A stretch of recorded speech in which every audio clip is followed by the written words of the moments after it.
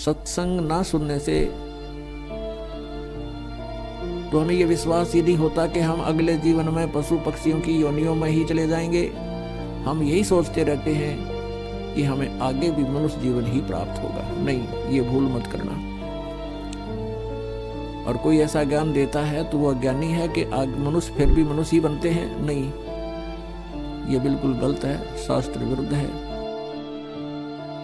मनुष्य जीवन उन पुण्यात्माओं को प्राप्त होता है जो मनुष्य जीवन पाकर परमात्मा की सत्य भक्ति करते हैं। परमात्मा की साधना ना करने से, भक्ति ना करने से राजा भी गधे की योनि को प्राप्त करता है।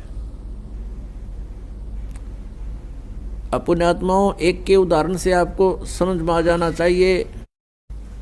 परमात्मा स्वयं आकर के हमें ज्ञान देते हैं। कबीर हरि के नाम बिना ये राजा रसब हो, और मिट्टी लदे कुम्हार के घास ना नीरे कोई। विचारणीय विषय है कि जब राजा भी भक्ति ना करने से पशु योनि में जाएगा तो आम व्यक्ति की क्या स्थिति है। फिर परमात्मा याद दिलाते हैं, कबीर हरि के नाम बिना ये नार कूतिया हो, और गली गली भौंकत फिरे, टूक न डाले कोई। पुण्यात्माओं, सत्संग ना सुनने से तो हमें यह विश्वास ही नहीं होता कि हम अगले जीवन में पशु पक्षियों की योनियों में ही चले जाएंगे। हम यही सोचते रहते हैं कि हमें आगे भी मनुष्य जीवन ही प्राप्त होगा। नहीं, ये भूल मत करना। और कोई ऐसा ज्ञान देता है तो वह ज्ञानी है कि मनुष्य फिर भी मनुष्य ही बनते हैं। नहीं, ये बिल्कुल गलत है, शास्त्र विरुद्ध है। मनुष्य जीवन उन पुण्यात्माओं को प्राप्त होता है जो मनुष्य जीवन पाकर परमात्मा की सत्य भक्ति करते हैं। और मनुष्य जीवन का मुख्य उद्देश्य जो है मोक्ष प्राप्त करना है। मोक्ष प्राप्ति के लिए हमें मनुष्य जीवन प्राप्त हुआ है, अन्यथा इस मनुष्य जीवन की कोई आवश्यकता नहीं। इस मनुष्य जीवन के अंदर प्राणी अन्य प्राणियों से भी ज्यादा दुखी होता है। अन्य प्राणी तो अपना चारा चरा बैठ गए और ये रात को भी टेंशन में रहता है। भक्ति ना करने से इस मनुष्य जीवन की जो उपलब्धि है वो व्यर्थ हो जाती है, इसका उद्देश्य समाप्त हो जाता है। परमात्मा की साधना ना करने से प्राणी के ऊपर क्या आपदाएं आती हैं। बीबी पड़ते रहे थी, डोडी लगे थी बार, अब वो गात उगाड़े फिरती हैं बनकुतिया बाजार। वो पर्दे की सुंदरी सुनो संदेशा मोर, अब गात उगाड़े फिरती हैं और करें सरायों शोर। नक बेसर नक पर बनी वह पैर थी हार हमेल, और सुंदरी से कुतिया बनी सुन साहिब के खेल। जो राजा की रानियां, जिनको हम उच्च घराने की औरतें मानते हैं कि वो इज्जतदार घरों की बेटियां हैं, घरों से बाहर नहीं आती हैं, पर्दों के अंदर रहती हैं। परमात्मा कहते हैं पिछले पुण्य कर्मों से अब वो जो पर्दे में रहती थी और अपने आप को इज्जतदार घरों की बहन बेटियां मानती थी, वो उस लोकलाज के कारण संतों के पास नहीं जा पाई। सत्संग ना सुनने से उनको अपने मूल उद्देश्य का ज्ञान ना हुआ, और वो पिछले पुण्यकर्मी प्राणी थे, जिन कारण से कोई अच्छे धनाढ्य घर में उत्पन्न हुआ, कोई राजा के घर या कोई उच्च अधिकारी के घर वहाँ उसका जन्म और संबंध हुआ, तो पिछले पुण्य जब तक उसके चले तो वो खूब ठाठ से रहे, और सत साधना ना करने से पूर्व जन्म के पुण्य समाप्त हो गए। उन पुण्यों के समाप्त हो जाने से आगे फिर पाप कर्मों का दौर शुरू हुआ। उन पाप कर्मों के कारण फिर वो प्राणी, वो बहन बेटियां जो पर्दों में रहा करती थी, फिर निवस्त्र नगन फिर रही हैं कुतिया बनकर। और अब उनको आहार क्या मिलता है? पहले वो क्या खाती थी? काजू किशमिश युक्त हलवे खीर खाया करती थी।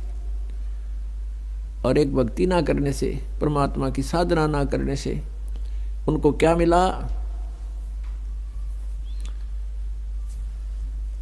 अब वो कुतिया बन गई है।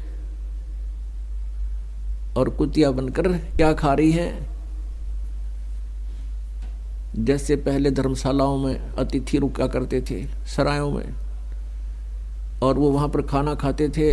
पहले राजघरां में रहती थी जो लड़कियाँ, अब कुतिया बन करके वहाँ बैठी है, सामने खाना खाने वाले के सामने बैठी है और एक टक देख रही है, शायद कोई टूक मेरी तरफ आ जा, रोटी का कोई ग्रास मुझे डाल दे। अब व्यक्ति खाना खाने के बाद सोचता है कुत्ता सामने बैठा है, एक टूक डाल दूं, वो ऐसे फेंक दिया जाता है। अब वो पहले काजू किशमिश युक्त हलवे खीर खाने वाली अब क्या खा रही है? वो जूठे टुकड़े और साथ में रेत मिला हुआ।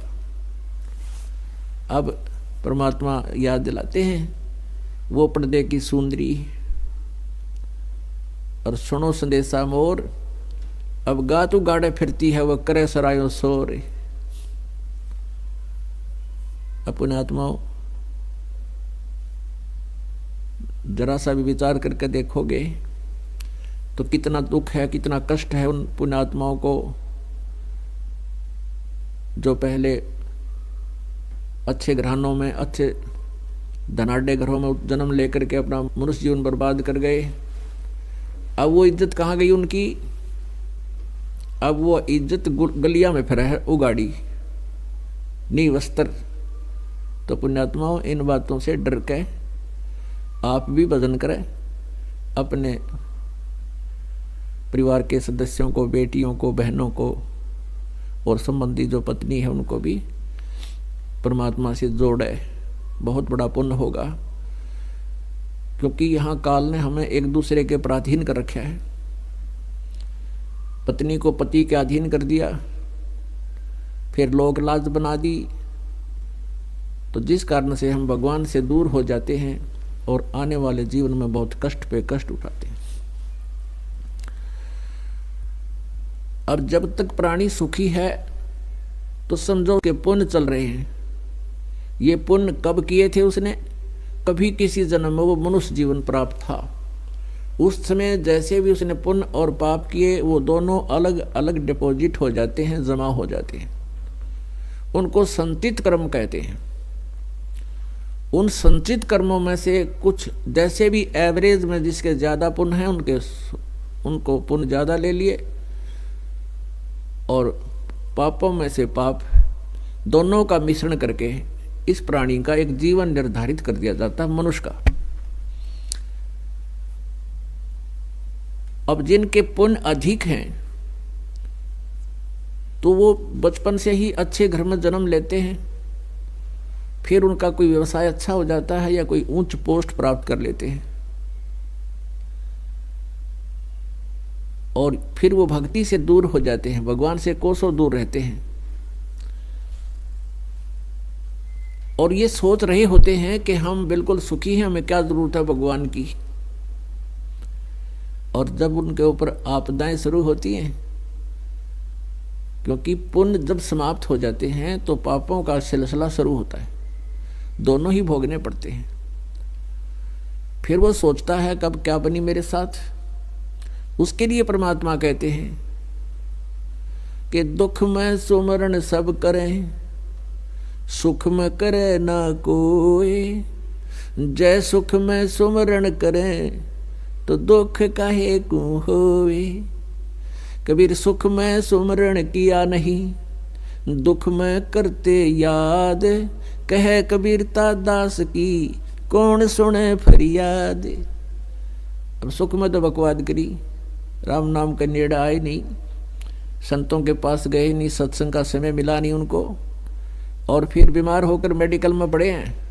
डॉक्टर चाहे 2 महीने 3 महीने 6 महीने टांग टूट जाता है, 6 महीने खाट पर पड़ा रहता है। कार्य भी गया, पैसा भी खर्च होना शुरू हो गया और शारीरिक कष्ट भी प्रारंभ हो गया। अब समय भी हो गया और चिल्ला रहा पड़ा पड़ा। तो परमात्मा कहते हैं सुख में सुमरण किया नहीं और दुख में करते याद, कह कबीरता दास की वो कौन सुने फरियाद। तो पुण्यात्माओं जो सुख में ही भगवान की भक्ति करते हैं तो आगे आने वाले समय में उनके प्रारब्ध में यदि कोई कष्ट है, पाप का दंड भी आना है, वो भी हल्का होके टल जाता है।